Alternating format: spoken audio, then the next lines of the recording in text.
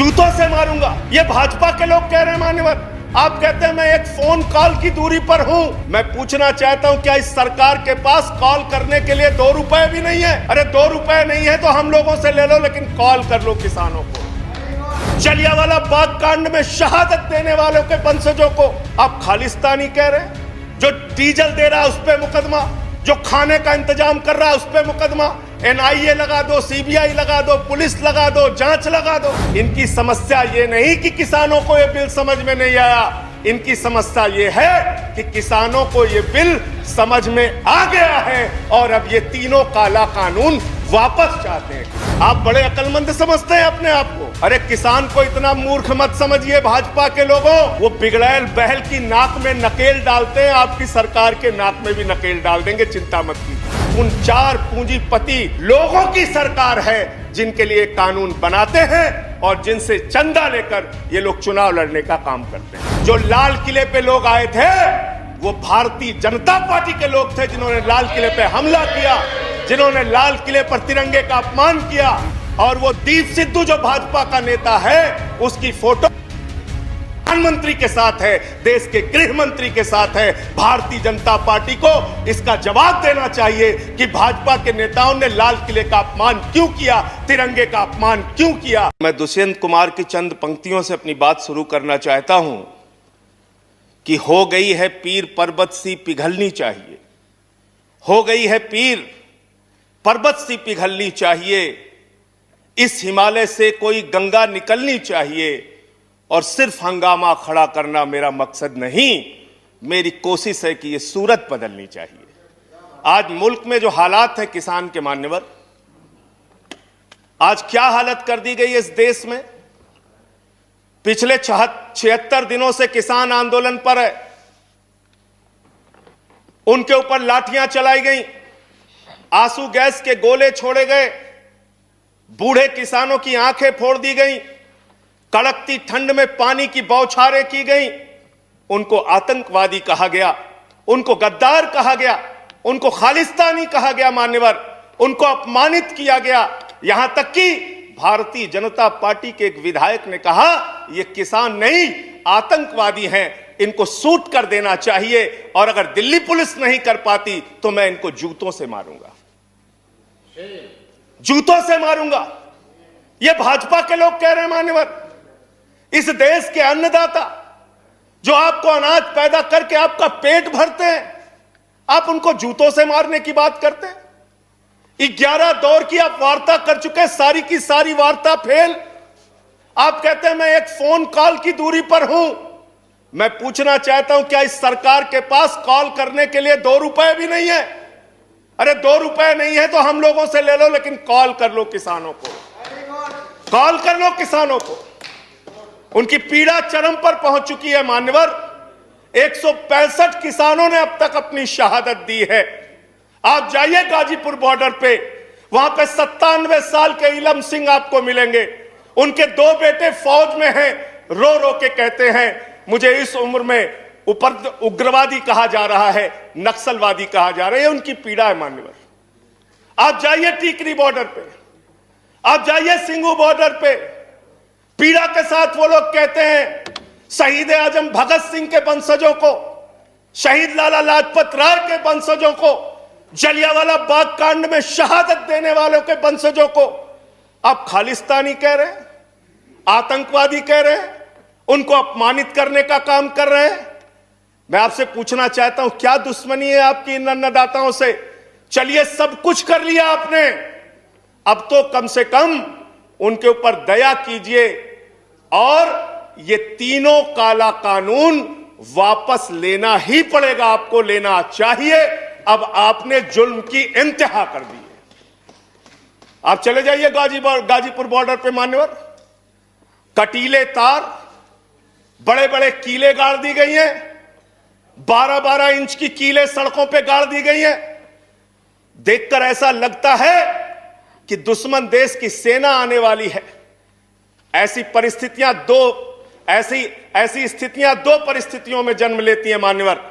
जब देश का शासक अपनी जनता से डरने लगता है तो ऐसी सीमाएं बेड़ियां बनवाता है या देश की जनता को शत्रु समझने लगता है, तब ऐसी बेड़ियां लगवाता है। यह हो रहा है मान्यवर। आज इनके जुर्म के कारण हिंदुस्तान के महान किसान नेता बाबा महेंद्र सिंह टिकैत के बेटे राकेश टिकैत को रोना पड़ा और यह कहना पड़ा कि भाजपा के लोग घेर कर हमें लाठियों से पीटना चाहते हैं। यह आप करा रहे हैं, यह आप करा रहे हैं। आप डेमोक्रेसी की बात यहां पर करते हैं, आप आजादी की बात यहां पर करते हैं। आपने इस देश की हालत यह बना रखी है कि राजदीप सरदेसाई जैसे वरिष्ठ पत्रकार के ऊपर आपने मुकदमे दर्ज करके पत्रकारिता को भी दबाने और उसको कुचलने का काम किया। हर तरफ जुल्म, हर तरफ एफआईआर, हर तरफ मुकदमे। जो पानी पहुंचा रहा है उस पर मुकदमा, जो डीजल दे रहा है उस पर मुकदमा, जो खाने का इंतजाम कर रहा है उस पर मुकदमा। एनआईए लगा दो, सीबीआई लगा दो, पुलिस लगा दो, जांच लगा दो। अरे वो आपके देश के नागरिक हैं। आप कहते हैं किसानों को यह बिल समझ में नहीं आया, हम बड़े समझदार हैं, आइए हम आपको किसानी बिल समझाएंगे। मान्यवर, इनकी समस्या यह नहीं कि किसानों को यह बिल समझ में नहीं आया, इनकी समस्या यह है कि किसानों को यह बिल समझ में आ गया है और अब ये तीनों काला कानून वापस चाहते हैं किसान। आप बड़े अक्लमंद समझते हैं अपने आप को। अरे किसान को इतना मूर्ख मत समझिए भाजपा के लोगों। वो बिगड़ैल बैल की नाक में नकेल डालते हैं, आपकी सरकार के नाक में भी नकेल डाल देंगे, चिंता मत कीजिए।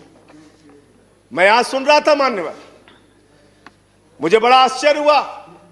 सारी की सारी भारतीय जनता पार्टी की सांसद जितने भी नेता बोल रहे थे, कह रहे हैं कांग्रेस पार्टी ने 2019 के घोषणा पत्र में इसको लिखा था। यह बिल तो कांग्रेस पास करना चाहती थी। जीएसटी की बात करो, यह बिल तो कांग्रेस करना चाहती थी, हम इसलिए इसको कर रहे हैं। लेकिन वो सांसद यह बताना भूल गए कि जब यह बिल कांग्रेस लेकर आई थी तो उस समय स्वर्गीय अरुण जेटली जी ने और स्वर्गीय सुषमा स्वराज जी ने उस समय बिल का विरोध किया था। और कांग्रेस ने अगर 19 के घोषणा पत्र में इस बिल को शामिल किया था तो उनको तो 55 पे पहुंचा दिया, आपने तो लागू कर दिया, आपको 5 पे पहुंचा देगी। इस देश की जनता 5 पे पहुंचा देगी। इसलिए अगर आप कांग्रेस के सपनों को पूरा करने के लिए आए हैं तो जनता को भ्रमित मत कीजिए। अपनी पार्टी का नाम बदलकर भारतीय जनता पार्टी से कांग्रेस पार्टी कर लीजिए। कांग्रेस ए हो जाए, कांग्रेस बी हो जाए, जनता प्रचार करे। आप लोग समझें आप क्या कहना चाहते हैं, जनता तय कर लेगी। मान्यवर, इस बिल में क्या क्या लिखा है वो बातें आपको बता के और थोड़ी बातें कह के अपनी बात खत्म करूंगा। असीमित भंडारण की छूट दी गई है इन बिलों में, और वो क्यों दी गई है? 2 साल से अडानी का 100 एकड़ जमीन का लैंड यूज चेंज करने की एप्लीकेशन हरियाणा सरकार के पास पेंडिंग थी। लेकिन 7 मई को जब पूरे देश में लॉकडाउन लगा था, उस समय उस लैंड यूज को चेंज करके 100 एकड़ जमीन पर अडानी को भंडारण कोल्ड स्टोरेज बनाने की छूट दी गई और 5 जून को ऑर्डिनेंस के जरिए असीमित भंडारण और कोल्ड स्टोरेज बनाने की छूट दी गई। तो यह बिल किसानों के लिए नहीं लाया गया, अपने 4 पूंजीपति मित्रों के लिए यह सरकार यह काला कानून लेकर आई है। उन्हीं को फायदा पहुंचाने के लिए काला कानून लेकर आया गया है, उन्हीं के लाभ पहुंचाने के लिए काला कानून। यह सरकार 130 करोड़ हिंदुस्तानियों की सरकार नहीं है मान्यवर, यह सरकार उन 4 पूंजीपति लोगों की सरकार है जिनके लिए कानून बनाते हैं और जिनसे चंदा लेकर ये लोग चुनाव लड़ने का काम करते हैं। यह उनके लिए बनाई गई है मान्यवर। इस सरकार में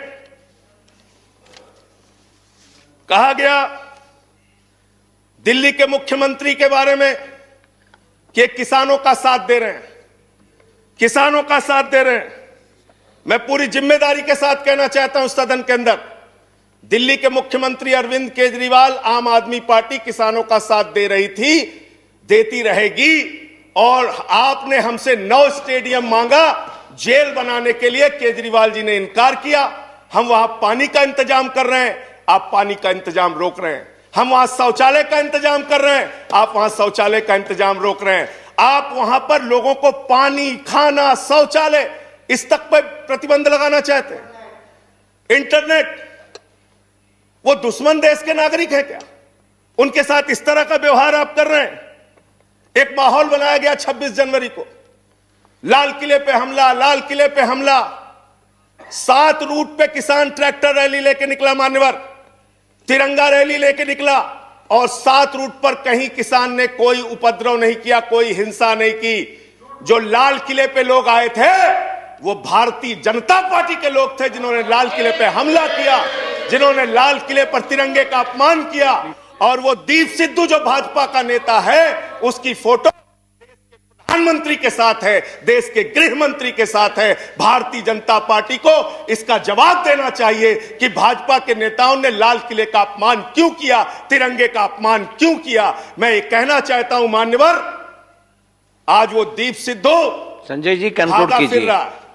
सर सबको समय मिला, मुझे भी थोड़ा समय दीजिए। I have given sufficient time. सबको समय दिया, मुझे भी समय दीजिए। नो 10 मिनट देंगे सर। 10 मिनट दिया मैं।